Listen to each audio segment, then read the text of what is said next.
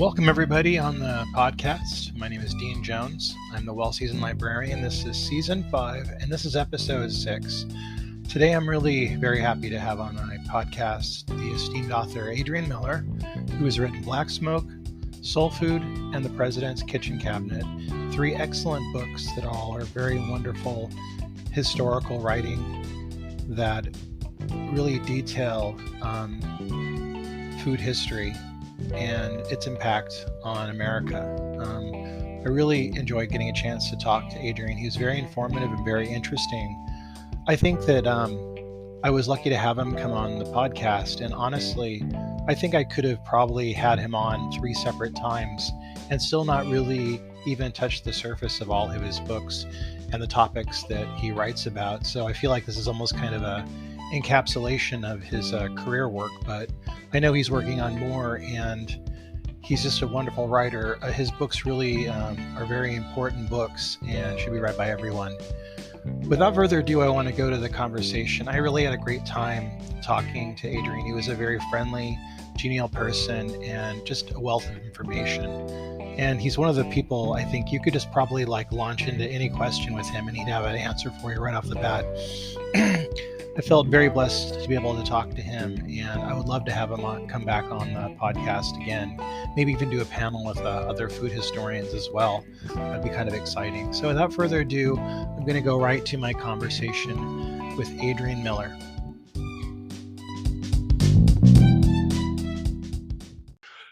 Welcome to the Well Seasoned Librarian Podcast. Today, I'm very honored to have on my show ADRIAN Miller, author of Black Smoke, African Americans in the United States of Barbecue, and Soul Food, The Surprising Story of American Cuisine, One Plate at a Time, and The President's Kitchen Cabinet, the story of African Americans who have fed our first families, and from the Washingtons to the Obamas. ADRIAN, thank you for being on the program. So good to be with you. Now, I want to start off asking you, in your bio, it says you're a recovered lawyer, and you previously worked in politics as a special assistant to President Clinton. Can you tell us about that and what that was like? Yeah, so I practiced law, and it wasn't for me, man. You know, it got to the point where I was singing spirituals in my office. So I figured I should do something else. So I was going to actually open up a soul food restaurant in Denver. But then a law school classmate of mine called me out of the blue and told me she was working in the Clinton White House. And she was asking me if I had any friends back in DC who they could hire quickly. And I said, well, tell me about the job. And it was something called the Initiative for One America, which was an outgrowth of President Clinton's initiative on race. And essentially the core idea was this. This is going to sound really crazy, but if we could just talk to one another and listen, we might realize we have a lot more in common than what supposedly divides us. So after she told me about this position, I did the same thing that Dick Cheney did when George W. Bush asked him to find a vice president. I was the head of the search committee, and my name was the only one put on the list. So I ended up going to work for President Clinton at the very end of his second term, and really enjoyed it. And the Initiative for One America was just continuing the work of racial reconciliation. So yeah, that was a great time. Oh, very nice. Now, what brought you to become a food writer? The short answer is unemployment. So I just finished. I hear that a lot. Yeah. I just finished my job in the Clinton White House, and I was trying to get back to Colorado because at that point, my ultimate ambition was to be elected senator of Colorado, U.S. senator. So I was trying to get back to Colorado. Yeah. I was trying to get back to Colorado to jumpstart my political career, but the job market was really slow. I was watching a lot of daytime television. I'm not even going to tell you what shows. And in the depth of my depravity, I said, I should read something.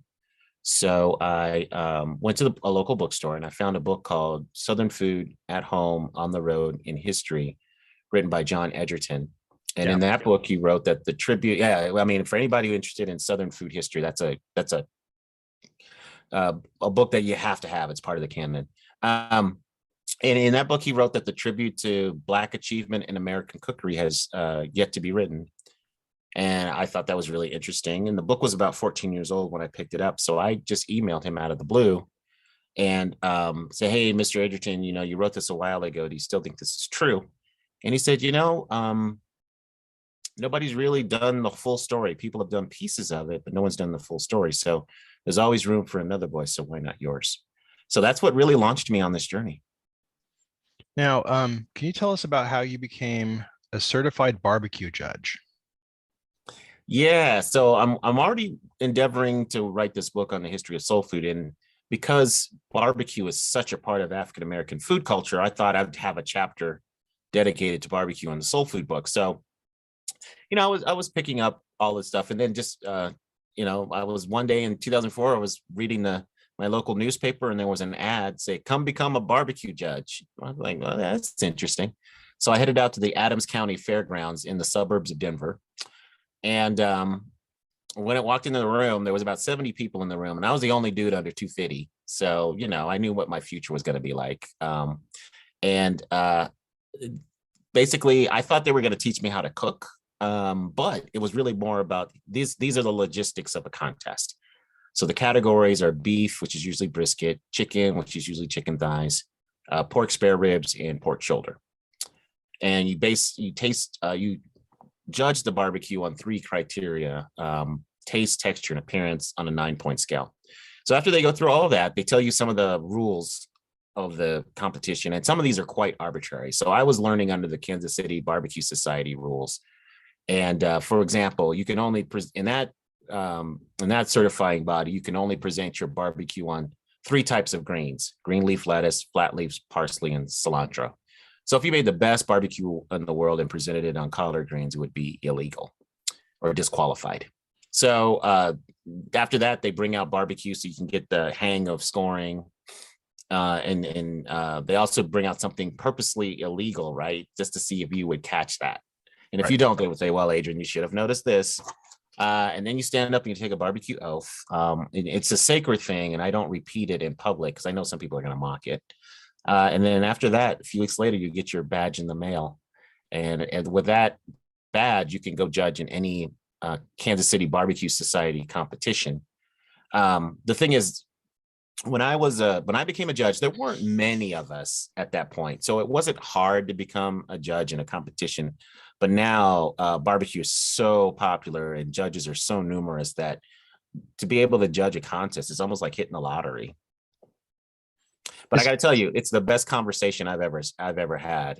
People like, oh, you worked in the White House? Okay, that's nice. But you're a barbecue judge? I want to talk to you about that. I can imagine. I mean, people like talking about barbecue, so that would be like the ultimate conversation starter. Now, you also served on the board of the Southern Foodways Alliance, an organization I'm very excited about. Can you tell us about how you came to work with the Alliance? Yeah. So after I had decided I'm going to write this book on the history of soul food, I decided I needed to just grab as much information as I could about African American food traditions. So I was just on the computer, browsing the internet, and I came across this thing, the Southern Foodways Alliance, and I was like, okay, this is interesting. And I was looking at it, and it wasn't clear to me how to join as an individual. So I reached out to the guy who still runs it, John T. Edge, and we had an exchange. And that, to his credit, he just asked me, hey, so why are you interested in the SFA? And I said, oh, well, I'm thinking about writing this book on the history of soul food. He's like, oh, well, you ought to come to some of our programs. And for those who are not familiar with the Southern Foodways Alliance, it's based at the University of Mississippi in Oxford, Mississippi. And its mission is to celebrate the diverse food cultures of the American South. And program-wise, they have a symposium every fall at Oxford, and then they have programming throughout the year. But one of the big things is they have a field trip where and it ties into the annual theme of the symposium, and you go a certain place. So my first involvement with the SFA was going to Austin, Texas, because that was 2002, and the theme was barbecue. So I went to Austin, Texas, and basically ate barbecue for 3 days. That was 3 of the happiest days of my life. I can imagine. Can we talk about your book, Soul Food, The Surprising Story of the American Cuisine, One Plate at a Time? That was a winner of a James Beard Foundation Award for Scholarship and Reference in 2014. Can we talk about that book and how you came to write it?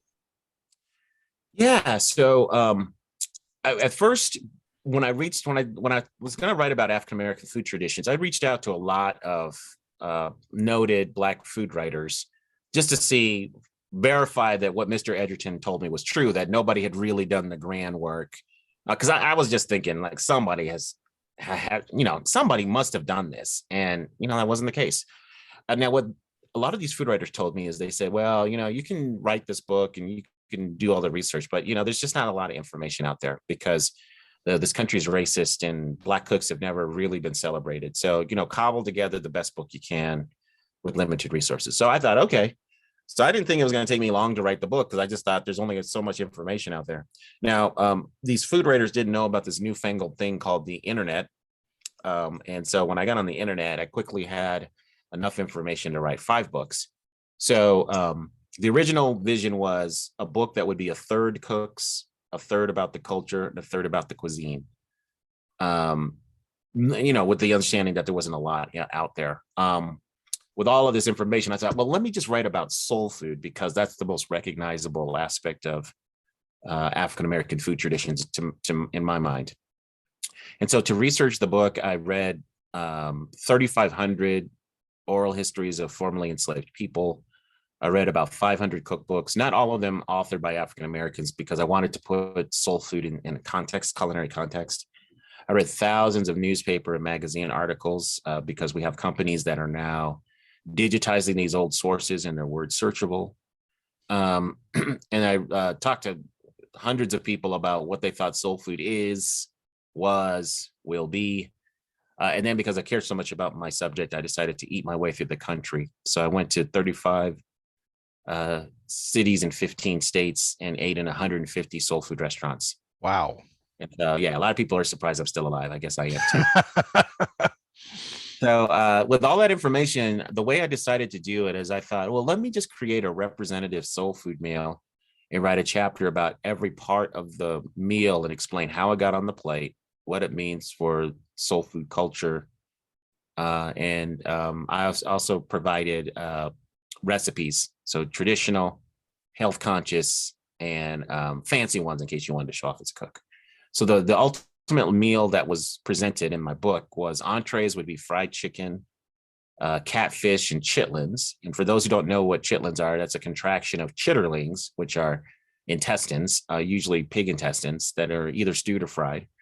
Side dishes were greens, black-eyed peas, mac and cheese, and candy jams, which are sweet potatoes. Wrote about cornbread, wrote about hot sauce. I wrote a chapter about red drink because I believe red Kool-Aid is the official soul food drink. And then I couldn't decide on any dessert in particular, so I wrote about 4: pound cake, peach cobbler, banana pudding, and sweet potato pie. Nice. Now, you mentioned that nobody had written anything about this before. Do you think it wasn't so much that people didn't want to write about it, or was it more publishing? Was publishing kind of like not going for the idea of the book on this nature? Yeah, I think the closest thing that was done is Jessica B. Harris, who is kind of acknowledged as the grande dame of African American food writing, wrote a book called The Welcome Table in the mid 1980s, which was kind of a collection of African American food traditions, and she added some historical context, but nobody had really taken a scholarly approach. And I do believe that it had something to do with publishing, because all of the haterade that I got from publishers when I approached them with my idea. So many people like, oh, nobody's going to read this book. Nobody wants a scholarly treatment of soul food. Jesus. And then, and the other thing was, because I was a fairly new writer, I think there was lack of confidence in me. So I remember one publisher was just like, you've only written for newspapers, so why don't you go write for some major publications and then come back. And it was interesting because I would be in these conversations with publishers, but their younger publishing assistants who were in the conversation, I could tell that they were digging the project and wanted to go for it, but the seasoned, person didn't want to do it. So I think that had a lot to do with it. And it's frustrating because the vibe was this: hey, there's already a book on soul food out there, so why would anybody want to put out another one, even though the books that were out there by the time I was writing were 20 years old. And it's mystifying because look how many books come out about French food, Italian food, Chinese food, name the cuisine. They're like 4 or 5 books every year, but African Americans can only get 1 book or 0. That I think the attitudes that publishers had towards the subject was definitely a factor. Now, what do you think people get wrong about the term soul food? Because I've heard it bandied about through my life. I remember even like being young and A talk show host like Dinah Shore would have referred to her cooking as soul food, quote unquote. Like, what do you think people get wrong on the term and misuse it?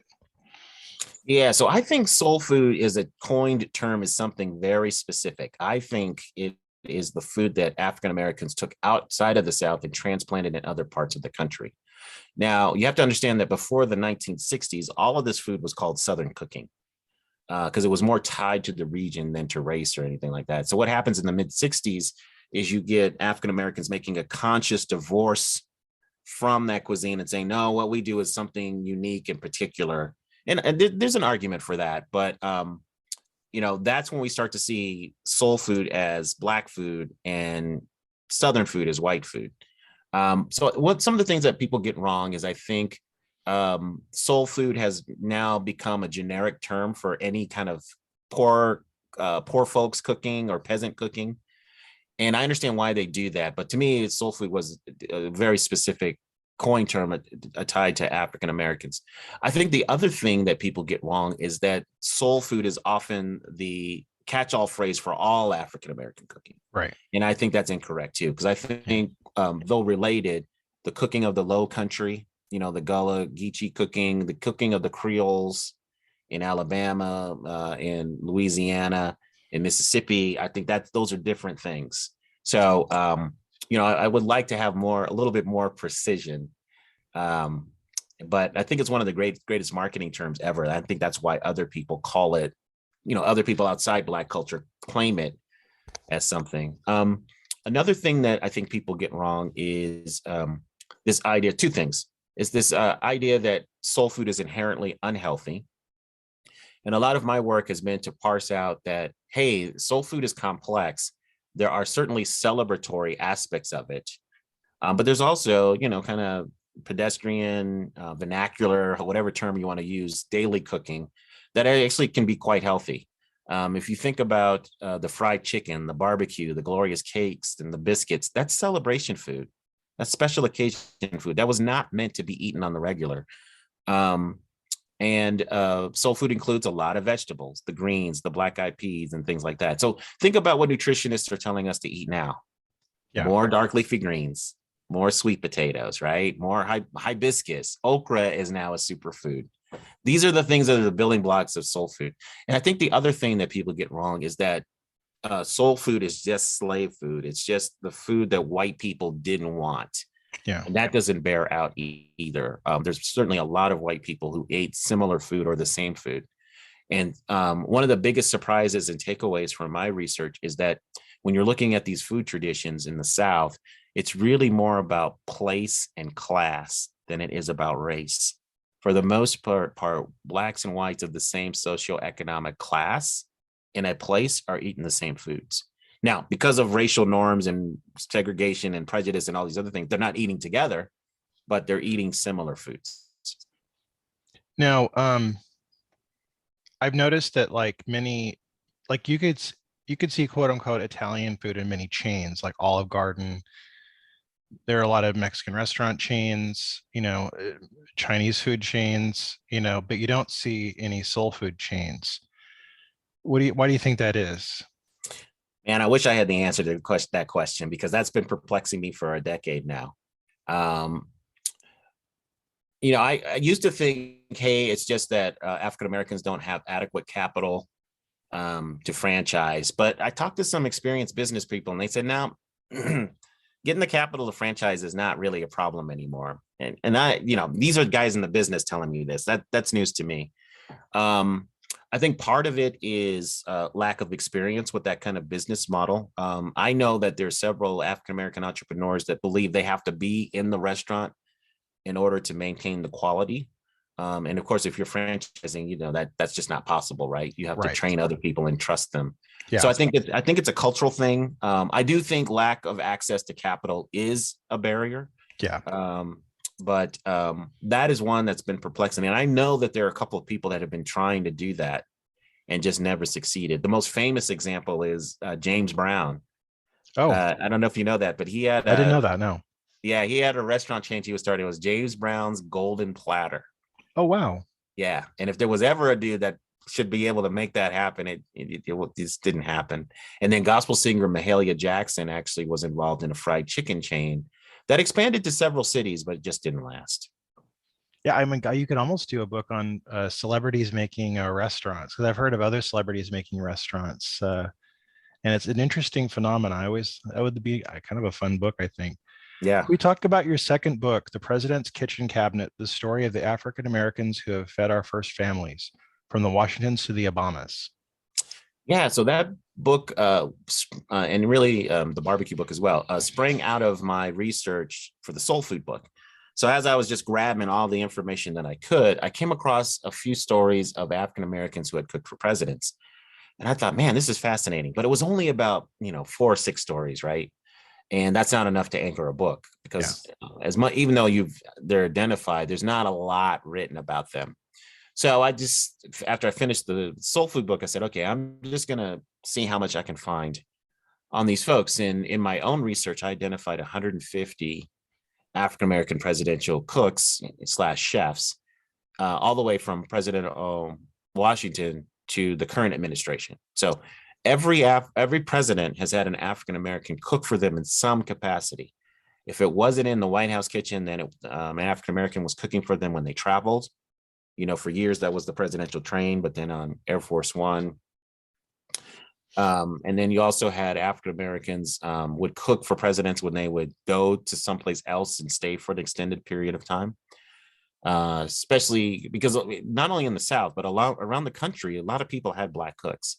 And in order to ingratiate themselves with the presidential family, they would loan their cook to the president when the president was visiting, or they would just invite the president over and have them cook for the president. So so I was glad and blessed to have the opportunity to write that collective biography. And I'm only scratching the surface because records were not accurately kept.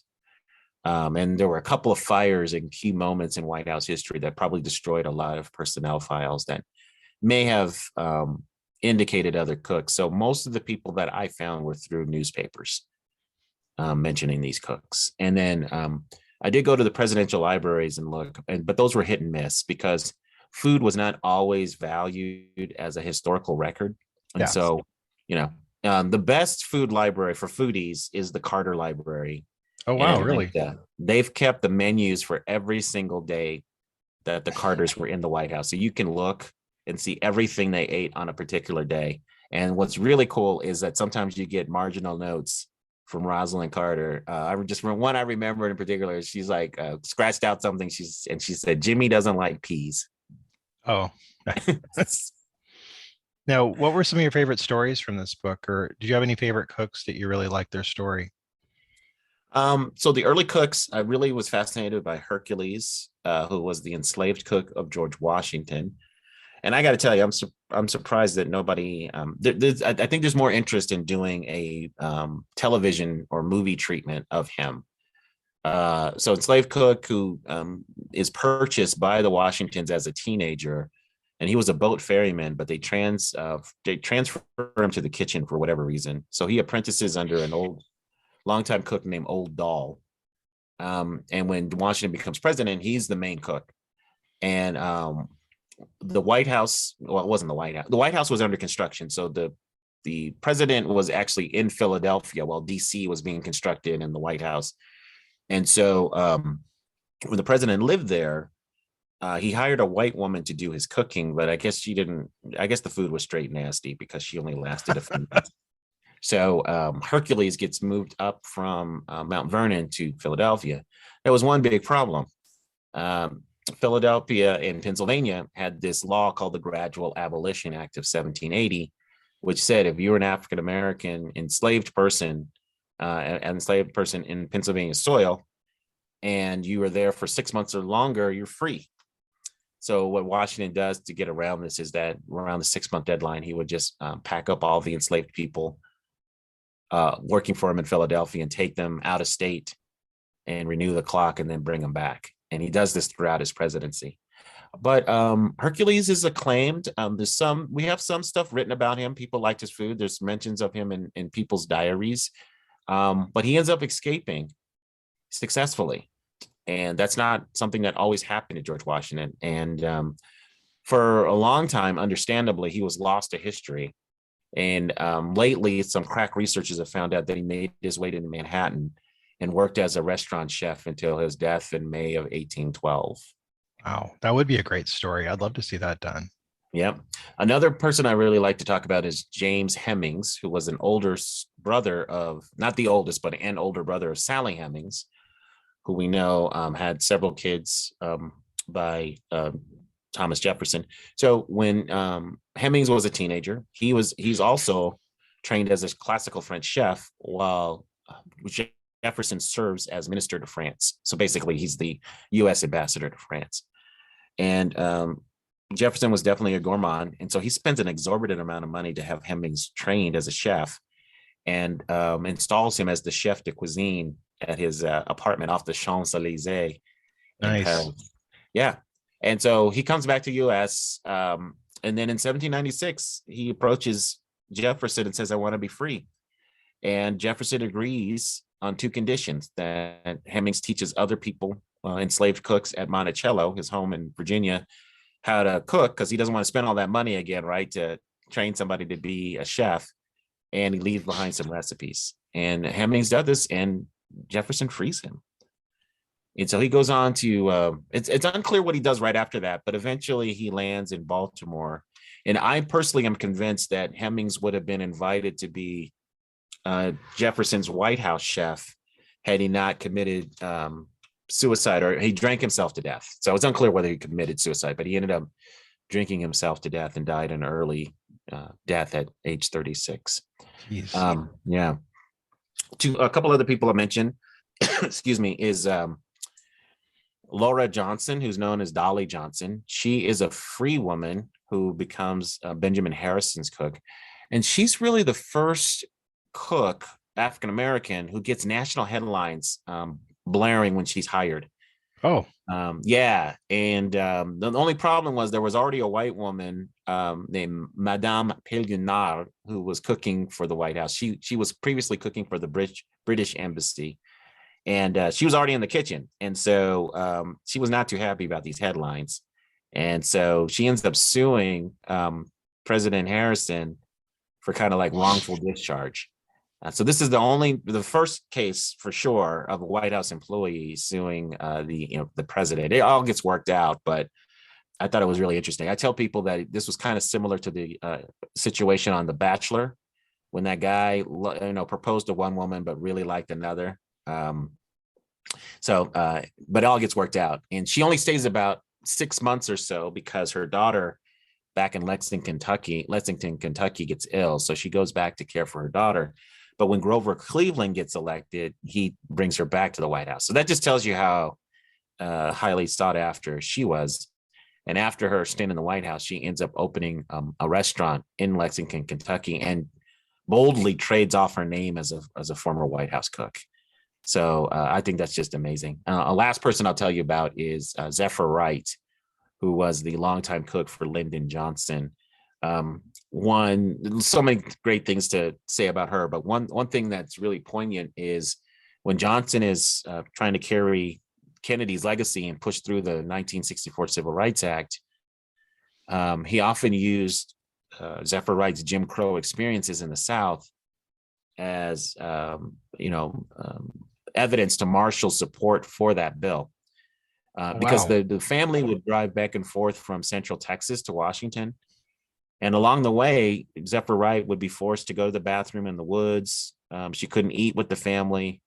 And she suffered so many indignities that she just stayed in Washington full round. She's just like, I'm not driving back and forth with y'all. So when the bill goes through and they have the signing ceremony, Johnson presents her one of the pens that he signed the bill with and says, "You deserve this as much as anyone." That's pretty cool.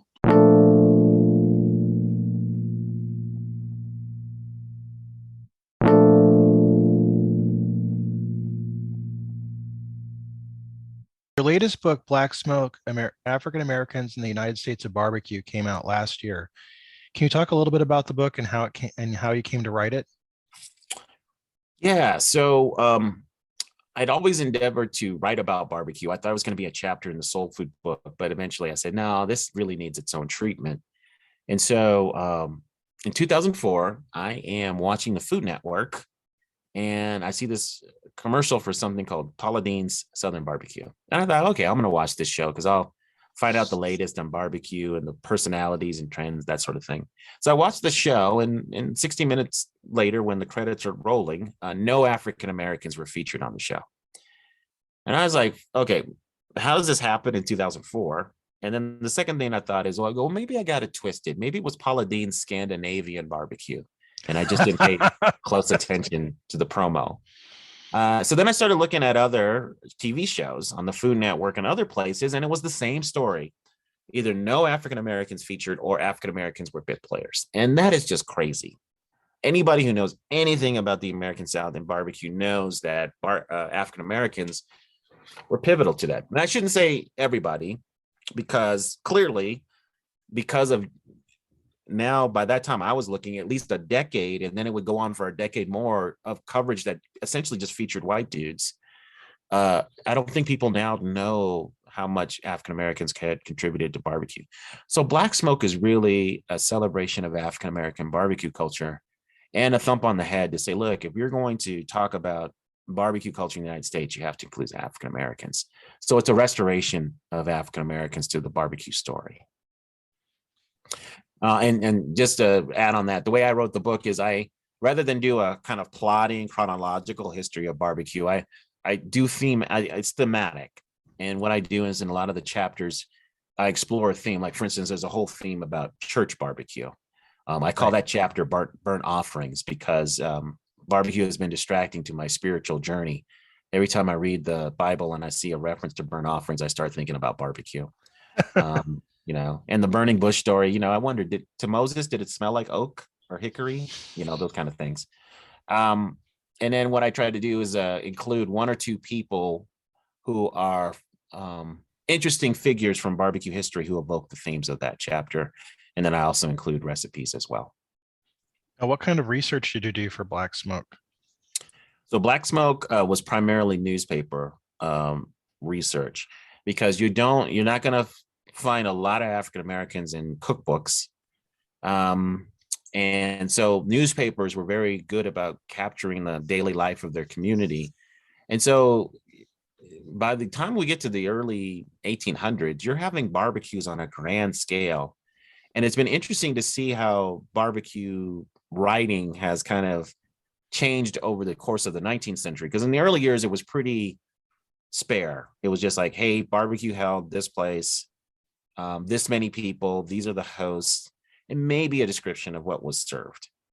But over time, you start to get more details about, well, who are the cooks?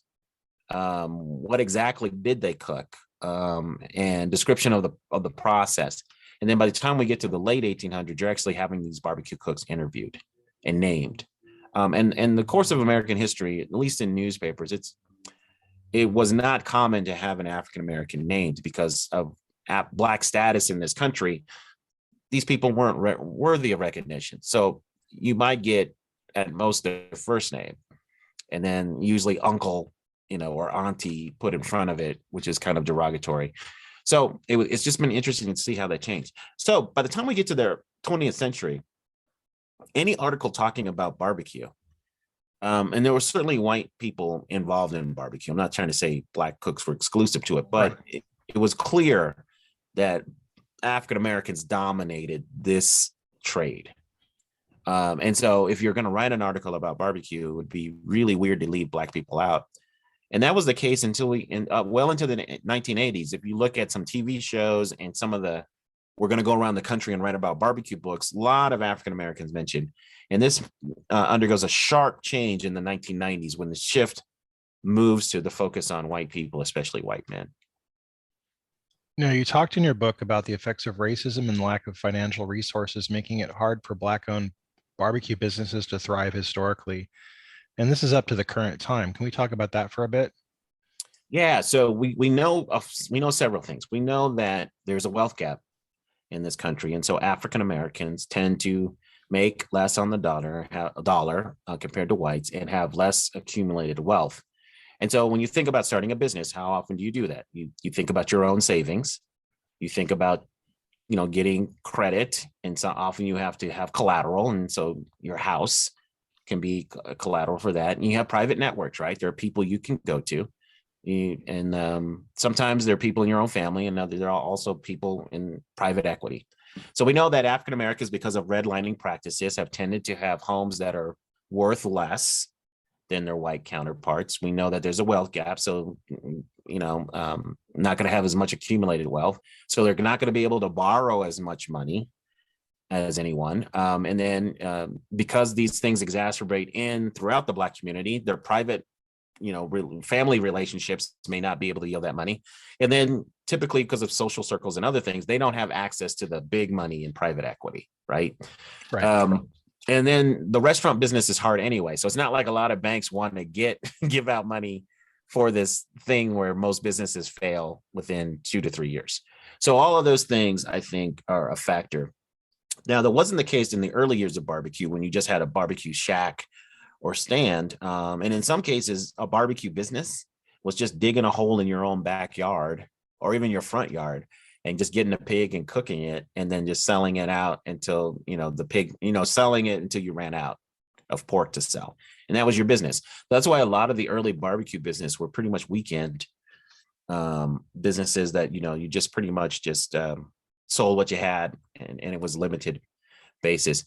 You can start to see newspapers and others commenting on the growth of barbecue business, where in the 1920s and then accelerating in the 1940s and 50s, you start to see a big business approach to barbecue.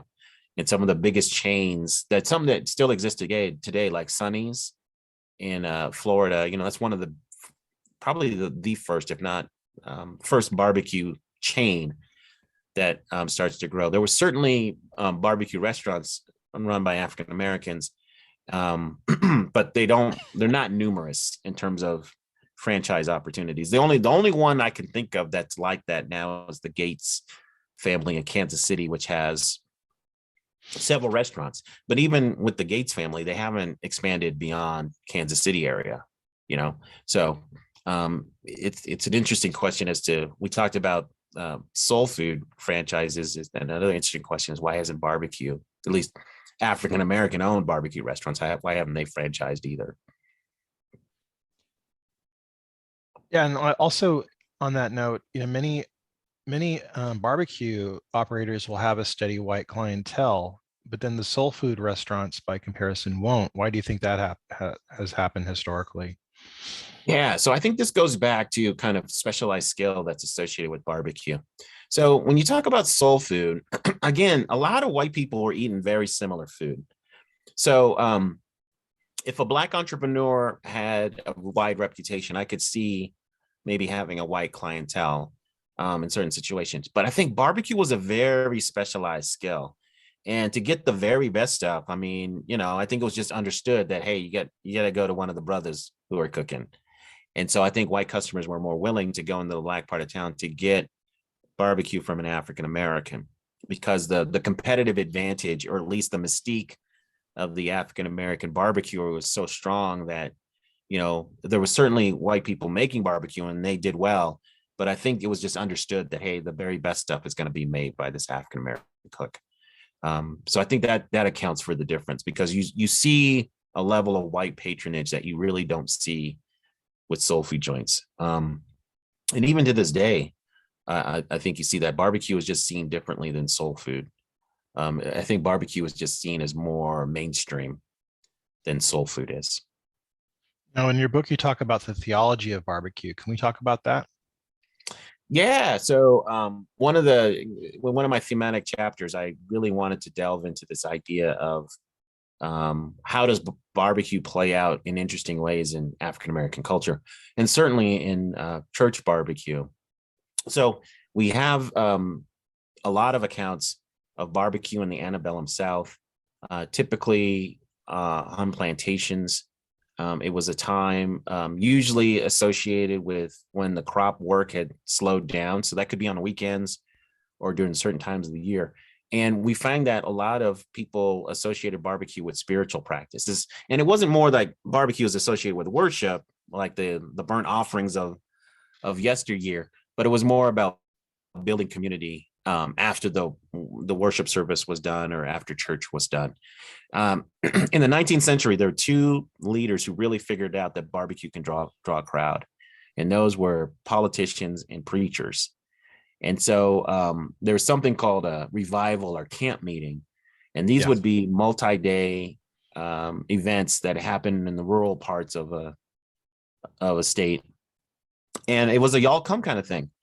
And so, in order to keep people's attention and keep them involved for those days, there was certainly an aspect of having fantastic food.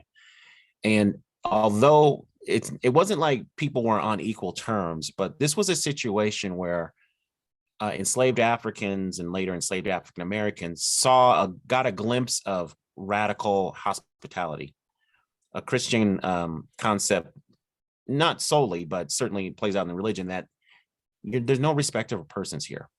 This is a y'all come, and everybody is welcome and everybody is loved, because so much of the theology that was presented to enslaved people was obey your masters and you'll get your reward in the afterlife. So the good life wasn't going to come until the afterlife.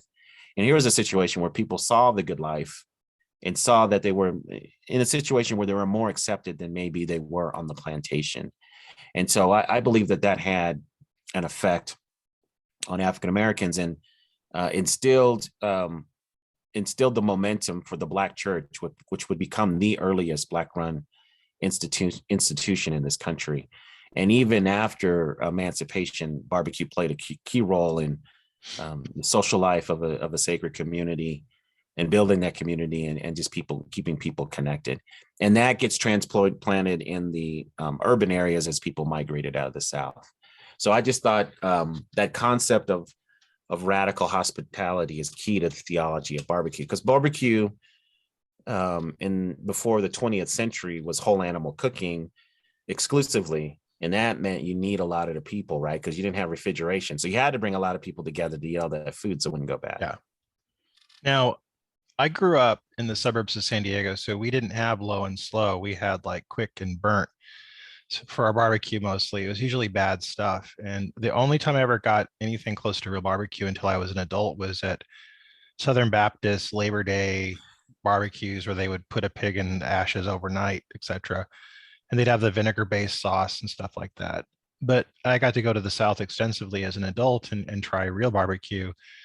I think most Americans, though, have a concept like if it's got barbecue sauce slapped on it ridiculously, it's barbecue. What do you think we get wrong as a country about it?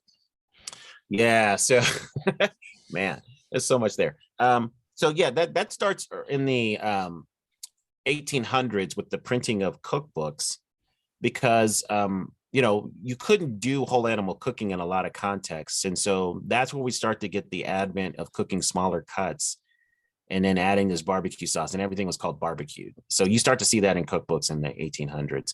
So yeah, one thing I think people need to understand is that there's more than one way to cook barbecue.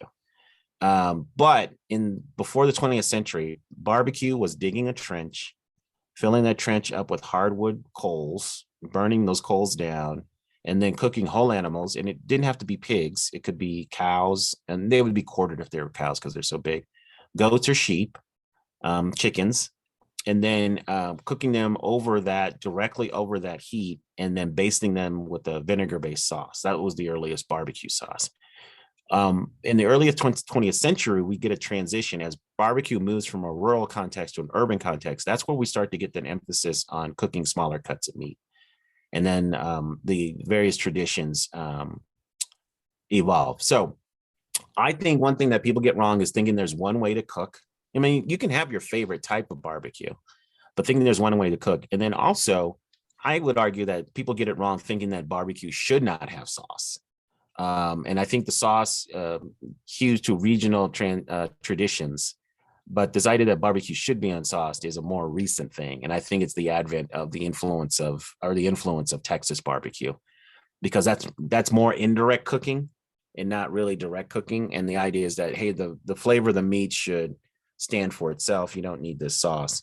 And I think there's certainly ways that people can create a sauce and pair it with their barbecue and have it enhance the experience.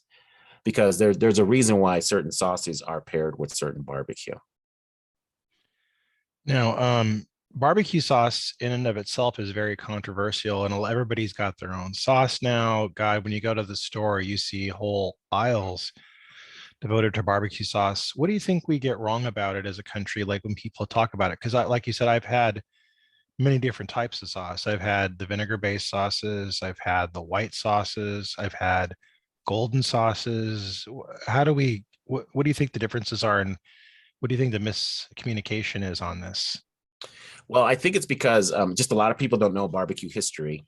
And so, the standard sauce you get in the store, the thick tomato based sauce, Yeah. a lot of people call that a Kansas City sauce. And it's reminiscent of one, but I wouldn't say that's exactly accurate.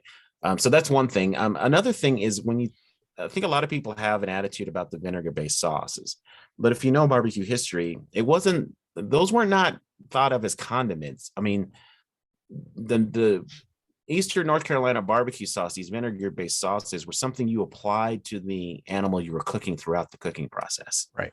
So it added a dimension of flavor, right?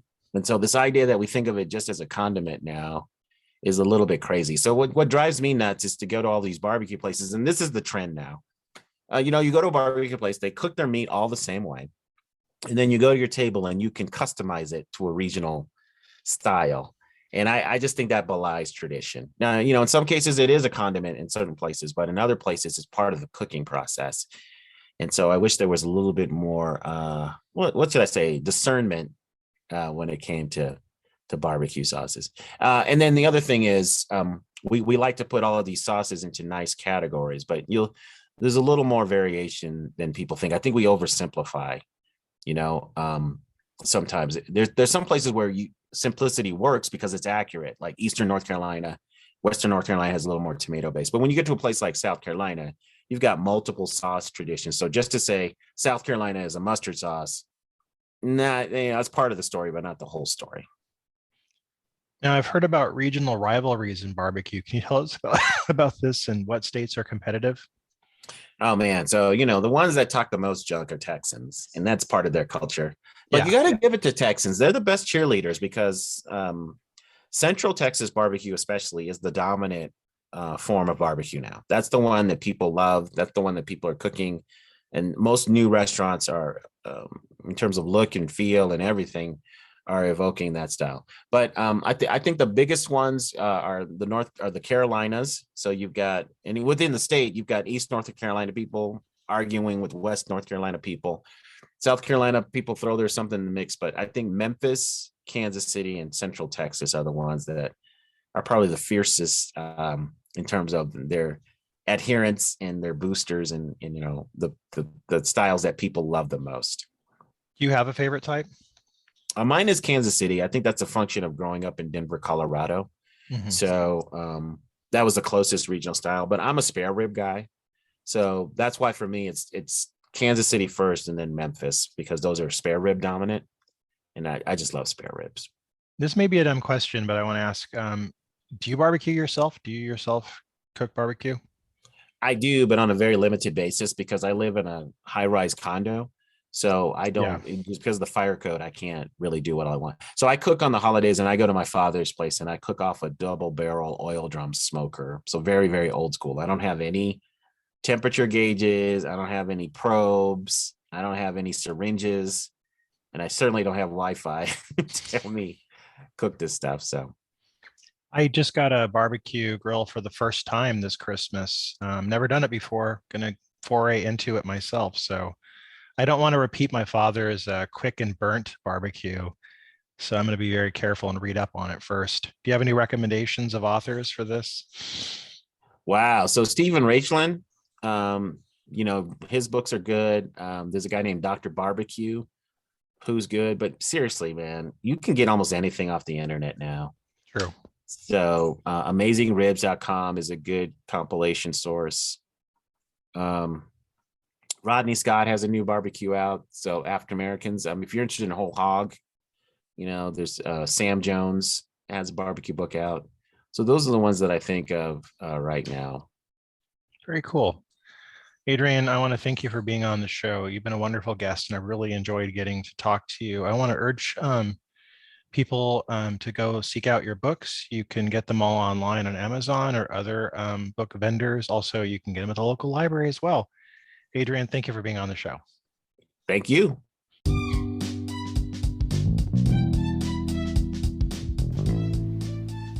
That was my conversation with Adrian Miller, food historian, barbecue judge, and author of Black Smoke, Soul Food, and The President's Kitchen Cabinet. All those books are available through book distributors like Amazon.com and Barnes & Noble. Come back on Monday when we talk with Zuza Zak, who is the author of Amber and Rye and the book Polska. She's a celebrated author in the UK and somebody who's written some wonderful cookbooks. I really enjoyed getting a chance to talk to Zuza, and I think you're going to love the interview that I had with her. So please tune in on Monday for that. In the meantime, I hope you have a great weekend and keep cooking.